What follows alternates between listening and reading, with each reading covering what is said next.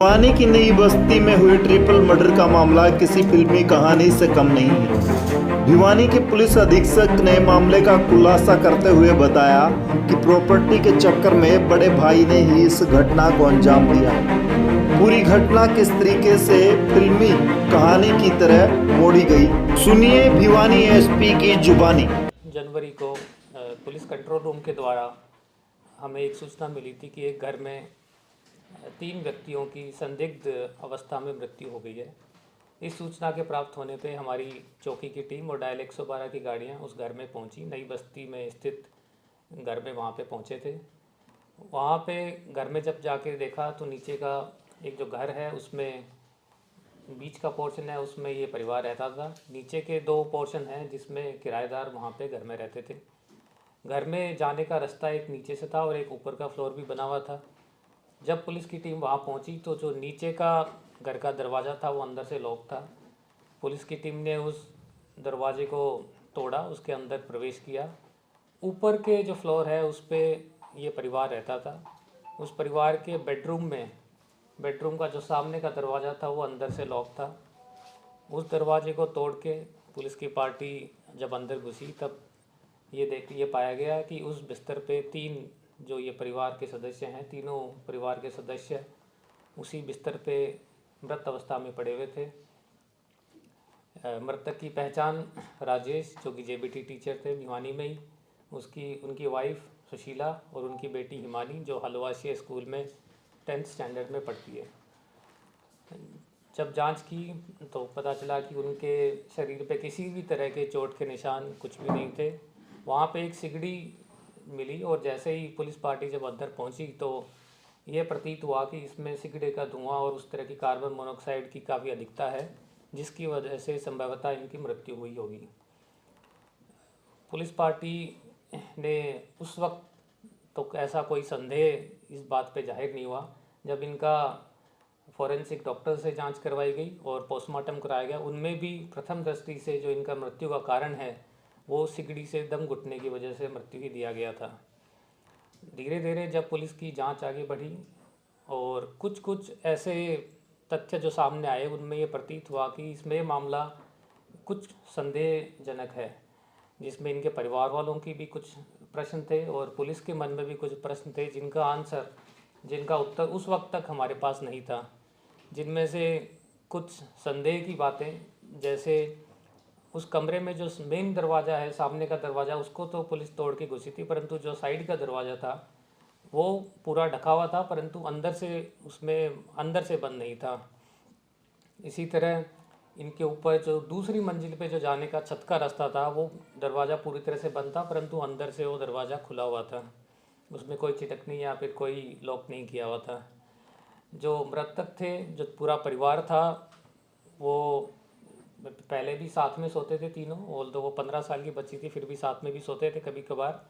परंतु उन्होंने जो कपड़े पहन रखे थे वो जो बाहर महम में किसी परिवार में जाके आए थे, वो सारे जो बाहर के कपड़े थे उन्हीं अवस्था में लेटे हुए थे। उसके अलावा जो इसके बाद हमें एक सूचना आई, अगले दिन ये सूचना आई कि किसी पड़ोसी ने ये देखा है कि जो ऊपर की छत से किसी के सरकने की या उतरने की या कूदने की, जो पीछे का खाली प्लॉट है उसमें कूदने की आवाज़ भी उनको सुनाई दी थी लगभग 11 बजे। उन्होंने ये सूचना पुलिस पार्टी को दी। इनके परिवारजनों ने यह बताया कि घर से किसी तरह का कुछ सामान नहीं गया है और प्रथम दृष्टि से ये लग रहा है कि ये हादसा है, परंतु उनको ये संदेह था कि इनके पास कभी भी सिगड़ी नहीं थी। ये पढ़े लिखा परिवार था, टीचर परिवार था। इनके पड़ोस में भी इस तरह की कुछ घटनाएं हुई हैं, तो इन्होंने सबको मना किया था कि आप सिगड़ी का प्रयोग ना करें, इसमें दुर्घटना हो सकती है। इनके जो मृतका है उनके पिताजी ने यह भी बताया कि इनके घर में कभी सिगड़ी नहीं देखी थी, वो हर 3-4 दिन में आते थे, तो इनको सिगड़ी बिल्कुल भी ये यूज़ नहीं करते थे। इस बात से भी पुलिस का संदेह थोड़ा अधिक हुआ। उसके बाद में हमारे चौकी इंचार्ज ने जो भी सिगड़ी पड़ी हुई थी उसकी पूरे भिवानी में सर्च करवाया कि कहाँ पे इस तरह की सिगड़ी मिल सकती है। तो हमने जो पूरी जांच की उसमें कहीं नहीं पाया कि भिवानी शहर में इस तरह की सिगड़ी बिकती है। भिवानी न बल्कि ज़िले में भी ऐसी सिगड़ी कहीं पे नहीं मिलती है। तो हमारा ये बात तो पुख्ता हुई कि सिगड़ी ये परिवार प्रयोग में नहीं लाता था। इनका जो बड़ा भाई है ब्रिजेंद्र, जिसको डॉक्टर भी बोलते हैं, वो घटना के दिन सुबह सुबह अपनी गाड़ी लेके निकल गया था गुड़गांव, और फिर सुबह जब इनकी मृत्यु की सूचना हुई तब वो यहाँ पे भिवानी में वापस आया था। भिवानी में आने के बाद उसने दाह संस्कार में भी भाग लिया वो सब, लेकिन उसकी जो हरकतें थी उनसे थोड़ा थोड़ा संदेह पुलिस को भी होना स्टार्ट किया, परंतु क्योंकि ये बड़ी दुख की घड़ी थी, पुलिस ने कोई भी सख्ताई से उनसे पूछताछ नहीं की।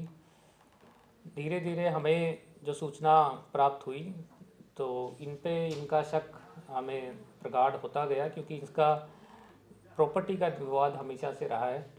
पिछले कुछ समय से इसकी नज़र इन प्रॉपर्टी पे थी, क्योंकि ये इकलौता इनका एक भाई था वो जो कि विकलांग भी थे। इनका ये था कि दादालाई प्रॉपर्टी है, 5-6 किले जो इनके गांव में हैं। इनका एक मकान है जो भिवानी में सेक्टर 13 में है, इसके अलावा ये मकान भी है। तो उसके मन में धीरे धीरे ये विचार आने लग गए कि यदि यह परिवार नहीं रहता है तो इसकी जो सारी प्रॉपर्टी है, जो कि जिनकी कीमत करोड़ों में होगी, वो उन्हीं के घर पे आनी है। इसका परिवार में अपने बहन से भी इस तरह का झगड़े रहे हैं कि दादालाई प्रॉपर्टी में सारा हिस्से लेने बारे में, इसके बारे में ये द्वेष भावना अपने भाई से भी थी। तो इसने लगभग 5-6 महीने पहले इस तरह का एक प्लान बनाना स्टार्ट किया कि किस तरह से अपने भाई के परिवार को ख़त्म किया जा सके, और ऐसा भी हो कि ताकि किसी पे संदेह भी ना हो। तो लगभग 6-7 महीने से ये अपनी ये प्लानिंग कर रहा था। इसने 6 महीने लगभग पहले नींद की गोलियां खरीदी। नींद की गोलियां को इसका पता था कि इसका बिल्कुल भी टेस्ट नहीं होता है, किसी भी आदमी को पिला दो पानी में या किसी और चीज़ में तो कोई भी ये टेस्ट को डिटेक्ट नहीं कर सकता है। इसने और भी प्लान बनाने की कोशिश की। इसने पहले ये भी प्लान बनाए कि मैं इनको घर में आग लगा के इनकी मृत्यु कर दूं या और किसी तरह से जहर दे के, परंतु धीरे धीरे इसने जब अखबारों में पढ़ा कि सिगड़ी जलने से भी लोगों की मृत्यु हो जाती है, तब इसने ये प्लान बनाना स्टार्ट किया। उसके बाद ये 25 तारीख को ये गुड़गांव से इसने सिगड़ी खरीदी। सिगड़ी को लेके यहाँ पे आया इनके घर। इन्होंने बिल्कुल नॉर्मल अच्छे से परिवार में सबसे बातचीत की। इनको महम में इनका जो गांव है वहाँ पे भी इनको लेके गया, परिवार के साथ ये वापस आए। इसने आते वक्त रास्ते में जूस के डब्बे के अंदर इसने लगभग 6 पत्ते गोलियाँ, इसने बहुत ही अधिक मात्रा में नींद की गोलियाँ इनके जूस के डब्बे में डाल के इनको पिला दी। खुद ने जूस पीने की एक्टिंग करके सारा सामान नीचे गिरा दिया और इन्होंने पूरे परिवार को ये जूस पिला दिया। जूस पिलाने के बाद में यहाँ लगभग बड़ चौक पे इन्होंने ये जूस पिलाया था। उसके बाद में घर पे आए। घर में आके इसने इनसे नॉर्मल बातचीत करता रहा और धीरे धीरे थोड़ी देर में, क्योंकि बहुत अधिक मात्रा में इसने ये नींद की गोलियां है उस जूस में मिला रखी थी, जिसकी वजह से इनको नींद आने लग गई। तो जो 2 परिवार के सदस्य थे, जो राजेश था और उनकी बेटी है, वो इस मेन कमरे के अंदर ही नींद आने लग गई। मैंने उनको वहाँ सुला दिया। इसकी वाइफ थी वो दूसरे कमरे में सोई थी, उसको भी नींद आने के बाद में उठा के इस कमरे के अंदर सुलाया, जिसकी वजह से ही जो आपने पहले भी देखा होगा कि नाक की नथ और कान की बाली थोड़ी सी टूटी हुई मिली थी वहाँ पे, क्योंकि उसकी नींद की अवस्था में उसको यहाँ से लाके दूसरे कमरे में डाला गया था। इसकी वजह से ये थोड़ा बहुत जो खून है या फिर थोड़ी सी घटनाएं दिखी थी। इसके बाद में इसने सिगड़ी को जलाया, गैस के ऊपर कोयले वगैरह डाल के इसने सिगड़ी को अच्छी मात्रा में जलाया। उसमें बहुत मात्रा में कोयले डाल के पूरा धुआं वगैरह कर दिया, ताकि उसको ये सुनिश्चित हो जाए कि इनकी मृत्यु सिगड़ी के धुएं से हो जाएगी।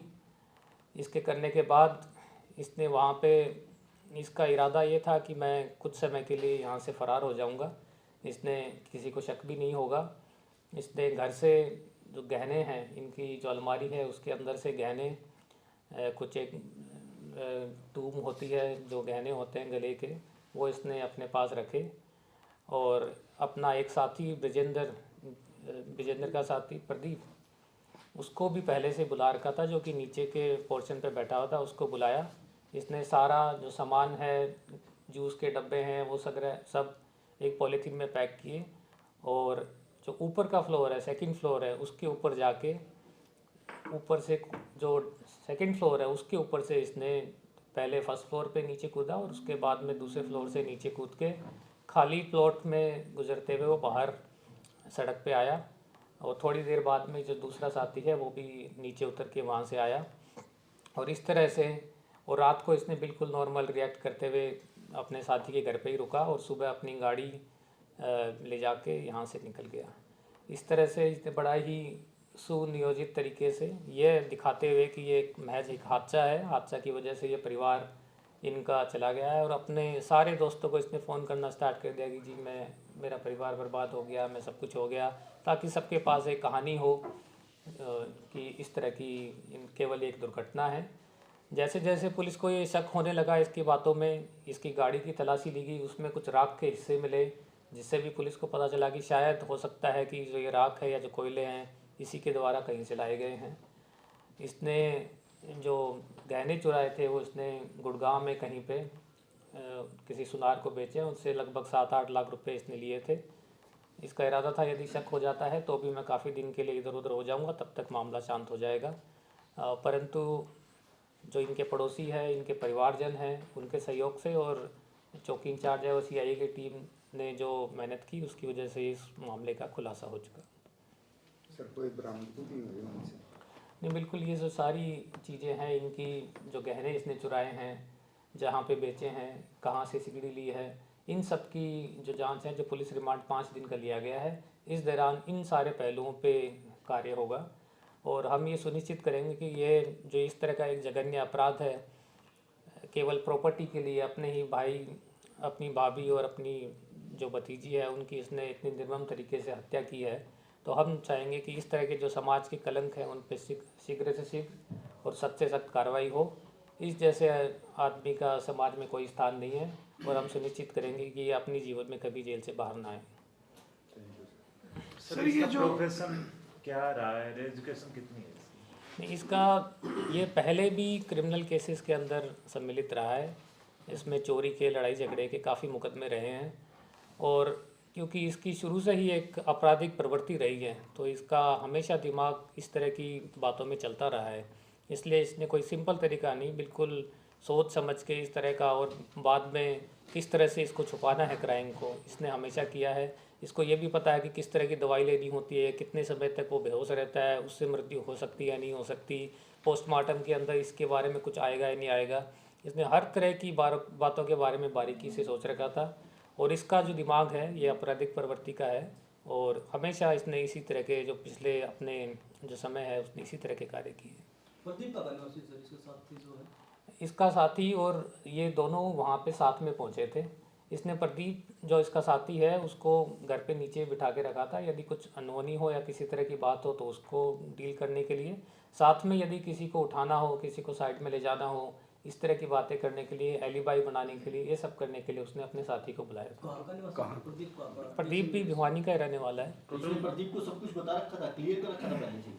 प्रदीप को भी इस बारे की सारी जानकारी थी। प्रदीप ने खुद से आंखों से देखा था कि ये वहाँ से उठा के अपनी जो भाभी है उसको लाके दूसरे कमरे में डाला है, इसने सिगड़ी जलाई है, सिगड़ी में आग करी है, क्योंकि ये लगभग 3 घंटे तक घर में ही रहे थे और 3 घंटे के अंदर जब तो उनको पूरी तरह से नींद नहीं आ गई तब तक सिगड़ी नहीं जल गई। सारा जलाया है इसने, हर तरह के जो सुराख हैं वो मिटाए हैं, किसी भी तरह का छोटा मोटा भी इसमें बारीकी ना रह जाए। जैसे ऊपर का दरवाज़ा है इसने बिल्कुल ढक रखा था, लेकिन अंदर से लॉक नहीं था, लैच नहीं था, तो इसने सारी बातें कर रखी थी ताकि किसी को ये एहसास ना हो कि क्योंकि बहुत बार होता है कि ये चेक नहीं होता है कि ऊपर का दरवाज़ा खुला था, बंद नहीं था, ये सब चीज़ें याद नहीं रहती है।